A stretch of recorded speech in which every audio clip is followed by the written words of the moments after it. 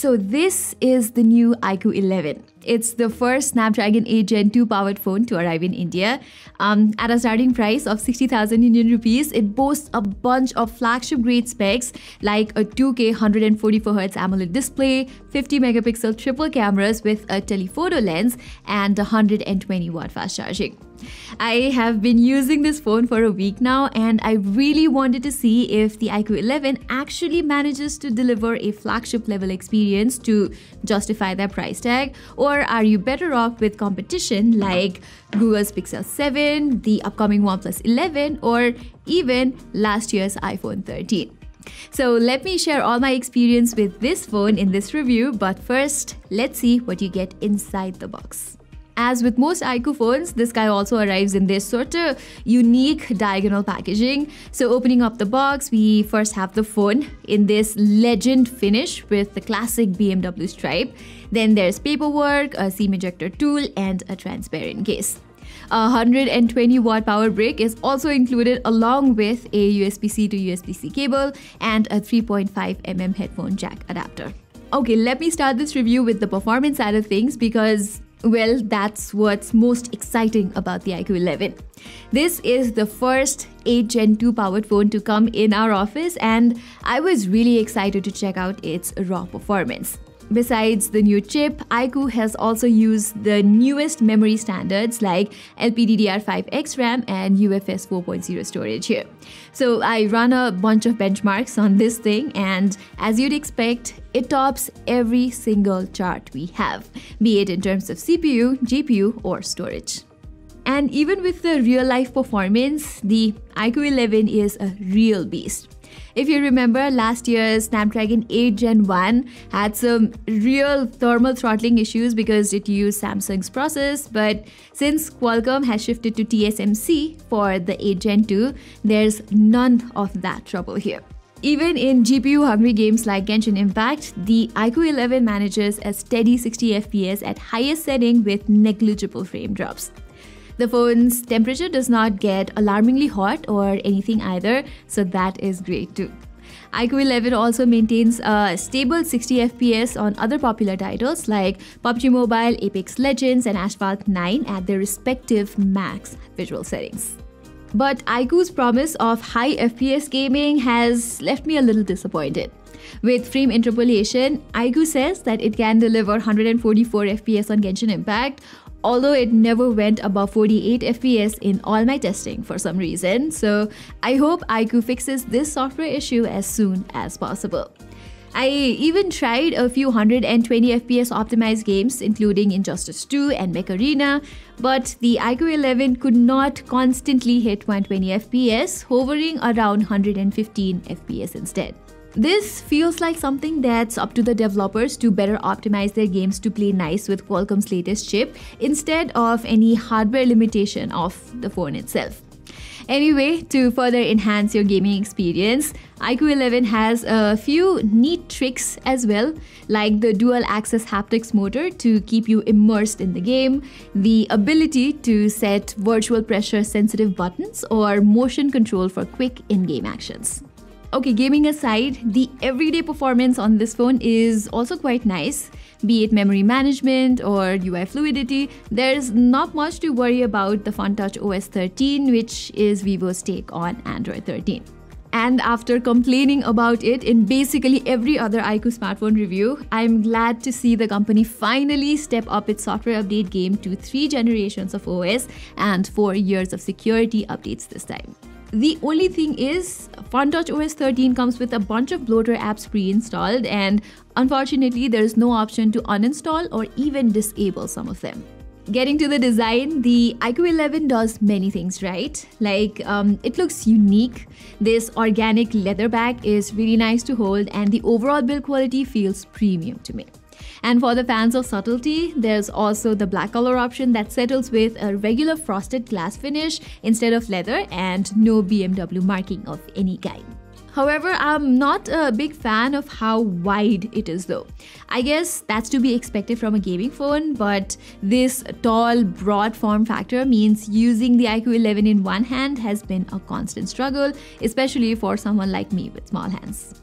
And since iQOO has chosen to put the in-display fingerprint reader so far down, even unlocking the phone has become an irritating thumb exercise. But perhaps the biggest letdown here is that iQOO 11 still does not have any form of IP rating despite that massive price jump from its predecessors.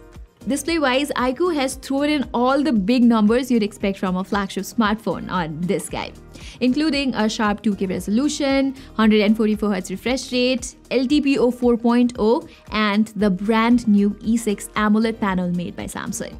And most of that translates to an excellent viewing experience in real-life usage as well. I found that its default color calibration is especially stunning with fairly natural colors, contrast, white balance and such. Outdoor visibility has not been a problem either, since that E6 panel can hit an impressive 1100 nits at best or 1800 nits in HDR content. And yes, watching HDR videos on Netflix was really nice, having the bright highlights shine through in shows like Arcane. On that note, iQOO 11 stereo speakers also get quite loud, and the overall audio quality sounds rich and detailed for a terrific multimedia experience. But since it's still using the earpiece as the second channel speaker, there is some imbalance in the sound output. Another sort of controversial spec about this phone's display is the 144Hz refresh rate.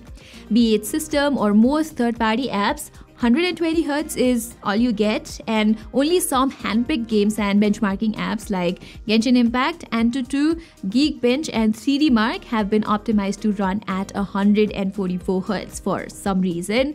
So that's next to useless and purely misleading. As for the battery backup, iQOO has upgraded to a big 5000 mAh cell this time, but I found its actual endurance to be just above average. Under a medium usage pattern with casual web browsing, some gaming, and taking lots of photos, I have been getting roughly 6 hours of screen on time only. The iQOO 11 does support wicked fast 120-watt charging that fills up the phone completely in around 25 minutes only, so you lose some, you win some. And I must compliment iQOO for this charger. Not only does it come bundled inside the box, but it also supports up to 65-watt USB PD and PPS charging, making it useful for your other accessories as well. Finally, let's now talk about the cameras. Here, it comes with a 50-megapixel Samsung GN5 primary sensor with OIS, complemented by a 13-megapixel telephoto camera capable of 2x optical zoom. And surprisingly, there's a downgraded 8-megapixel ultra-wide sensor in place of a 13-megapixel camera, whereas it's still got the same old 16-megapixel selfie shooter. And credit where credit's due, the iQOO 11 indeed shoots nice photos during the day with plenty of details and good dynamic range. It does prefer quite punchy saturation by default, which can result in images looking a bit overprocessed sometimes, but you can always sort it out by turning on the natural color mode, which brings more natural looking colors. I also like how all three of its cameras have so similar image processing most of the time. Usually what I've seen from other Chinese smartphone brands, even in the premium mid-range segment, is that they produce somewhat different results from their primary and other cameras, but iQOO is quite the exception. The iQOO 11 does struggle a bit with portraits though, even from the telephoto camera. From contrast, exposure handling, and depth estimation to the subject's skin tone, I think iQOO could have done a better job here.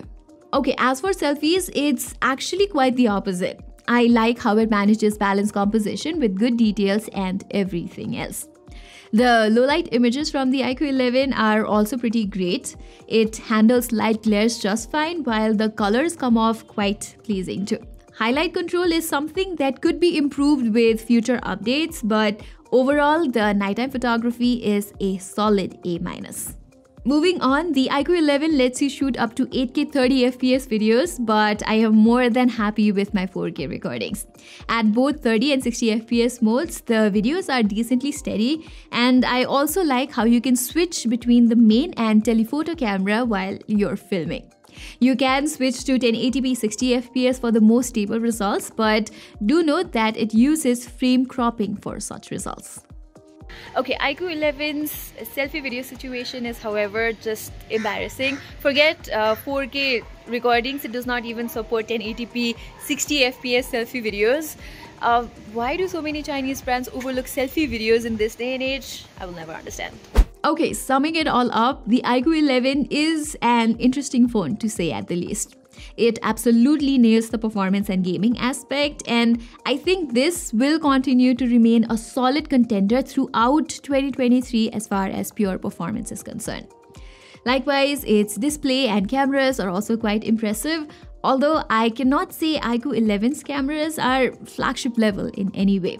You will constantly get better photos from something like the Pixel 7, especially in daylight conditions, but iQOO 11's photos are not that bad either. So yeah, it certainly looks like we have a solid flagship killer in our hands with the iQOO 11. It does miss out on some important features like IP rating, wireless charging and such, but you can't have it all at those prices anyway. I guess the biggest dilemma with anyone who is considering this phone is if they should go with other established companies that have good brand value like the Pixel 7 or the iPhone 13 instead of spending, well, over 60,000 Indian rupees on an iQOO phone. That's a big dilemma actually, but if I were you, I would actually wait a few weeks and see what the upcoming OnePlus 11 ends up costing, because OnePlus has priced it crazy aggressively in China and we can expect the same for the global market. Besides better brand value and better software experience, it also has a more versatile set of cameras. And that could just end up making the biggest difference when deciding between these two phones. Alright guys, that was for my unboxing and full review of the new iQOO 11. I am thinking of coming up with the comparison between the iQOO 11 and the OnePlus 11 once I get the OnePlus 11. So don't forget to subscribe and hit that bell icon so that you don't miss out on that content. Saying this, I am Pratima and I will see you soon.